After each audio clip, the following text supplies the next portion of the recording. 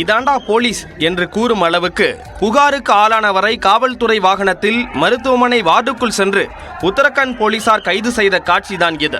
AIIMS Rishikesh மருத்துவமனையில் பணியாற்றும் பெண் மருத்துவர் ஒருவருக்கு ஆபரேஷன் தியேட்டரில் நர்சிங் அலுவலராக பணியாற்றும் சதீஷ்குமார் பாலியல் தொல்லை கொடுத்ததாக கூறப்படுகிறது. சதீஷ்குமார் மீது அந்த பெண் மருத்துவர் புகார் அளித்த நிலையில் துரிதமாக செயல்பட்ட மாநில காவல்துறையினர் சற்றும் தாமதிக்காமல் குற்றவாளியை பிடிக்க காவல்துறை வாகனத்தில் மருத்துவமனை எமர்ஜென்சி வார்டுக்குள் சென்றனர். காவலர்கள் வருவதை பார்த்ததும் பாதுகாப்பு பணிகளில் ஈடுபட்டவர்கள் காவல்துறை வாகனத்துக்கு வழி ஏற்படுத்தி கொடுத்தனர். விரைந்து சென்ற காவலர்கள் சதீஷ்குமாரை கைது செய்து அழைத்து சென்றனர். ஒருபுறம் காவல்துறையினரின் செயல் பாராட்டை பெற்று வந்தாலும் மற்றொரு பக்கம் நோயாளிகளின் பாதுகாப்பு கேள்விக்குறியாகி உள்ளதாக விமர்சனங்களும் எழுந்துள்ளன.